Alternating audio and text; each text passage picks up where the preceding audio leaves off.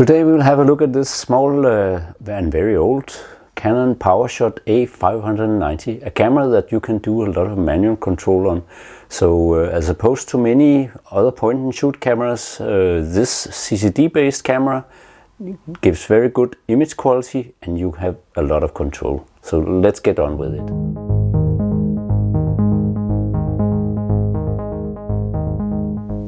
So welcome back to my channel. Today we have a look at this Canon PowerShot A590, a camera that I love very much because it has so much manual control and in a very small package. I know there are point and shoot cameras that are even smaller than this one.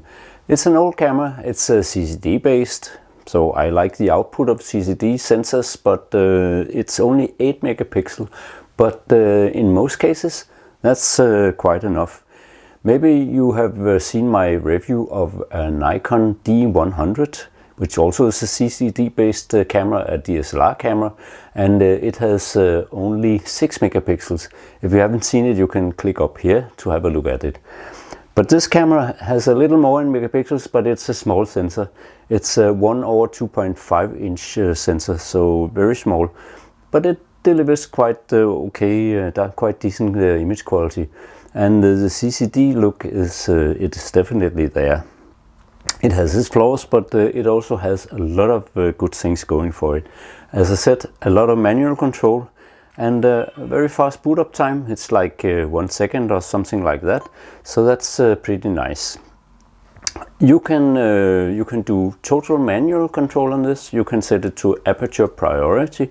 You can set it to shutter priority, and it also has program mode and fully automatic. And then there's a lot of scene modes, and it even has a video mode, but don't use it. It's very low resolution. I don't remember how much. I can put the numbers up here, but you won't use it. It has a live view on the back screen, so that's nice, but it also has a small viewfinder, and when you zoom on the camera, it actually zooms with you. I think the zoom range, I don't remember the exact numbers. I think it's from 35 millimeters to something above 120 or something, but I'll put the numbers up here. You can set a lot of other things. You can set the ISO manually or set it to auto ISO, which many small pocketable cameras don't have that opportunity. So that's also a good thing. And if you go into the function settings, you can set the white balance. You can set the drive modes, and that chooses between single shot, multi-shots, which is not very fast. I think it's 1.5 per second, frame per second. Or you could set it to timer mode, which is nice if you put it on a tripod and want to photograph some dark object on a longer shutter time. And there's some different color settings. You can shoot the black and white directly on this one if you want. There's a setting for flash, which I always set very low, because if I use it for fill-in flash for a portrait, it's nice that you only just have a slight amount of flash, so you can see some light in the eyes of your subject, but not too much flash that it sort of corrupts the image. You can set the way it evaluates the exposure, and that's quite unusual on such a small camera. So it's a really power shot. It's a good camera. You can set how you store the images. Unfortunately, one thing I dislike is that it doesn't have any RAW mode, but there's a lot of other modes, so a lot to choose from, and you can even shoot in panoramic mode, not X-pan mode, but something quite panoramic, like the film mode, like this frame here. That's the widest you can go, but that's pretty nice that you can have all these settings here. And then also, if you want to shoot the close-up, the macro mode goes very close. You can actually put your subject right up to the lens, so it portrays the subject quite largely. Of course, it's not like a 1:1, because on this small sensor, 1:1 would be, you wouldn't have very much in the frame anyway. but it's good for macro photography actually. So a lot of good things going for it, and this Zoom is also decently fast, not the fastest I've seen, but it's okay. So a lot of things that I like about this camera. You change between the two modes, the shooting mode and the viewing mode of your images here on the back on this slider. I like that. It's okay way to choose between the two. You don't have a button for it, but you can do it this way as well, and it works pretty well.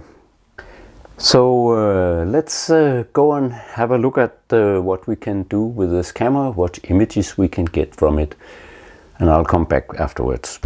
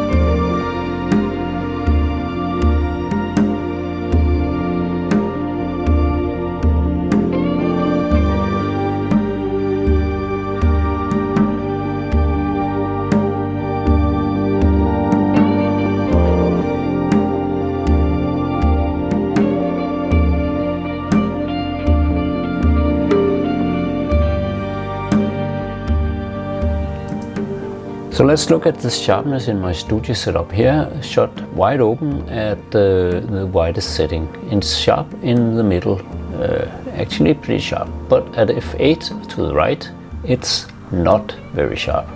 So what's going on here?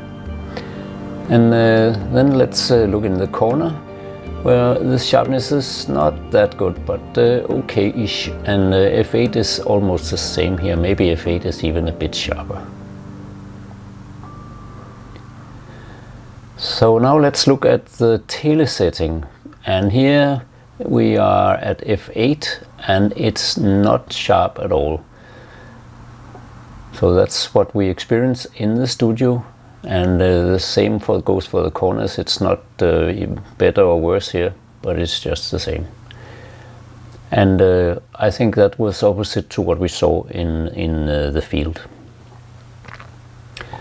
So what do I like about this camera? Well, I like that it's a very compact camera, and well, it fits into a pocket, and it's relatively light also. It has a lot of manual control, as I showed you, and you can control ISO and the aperture. You can also control the shutter speed, and it goes up to 1/2000 of a second from 15 seconds. That's decent. And image quality wide is pretty good. I like it a lot. But if we look at the negatives, I don't like there's no RAW mode on this camera.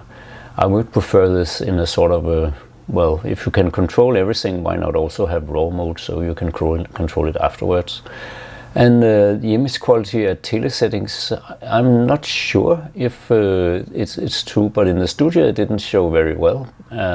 But if I compare that to what I saw in the field, I found that it was decent here. So maybe not that bad, but it is a bit bad. But that's it. So this was the review of the Canon PowerShot A590, and very old camera, a very low resolution camera with a CCD sensor, and then a camera that I like to use a lot because it has so much control. You can control it so much in so many ways, and that's an awesome thing for a real photographer if you have all these possibilities with the camera. And I think the images are decent. It's not the sharpest I've seen, but it has sort of a vintage look to it, and are decently sharp, so I like it a lot.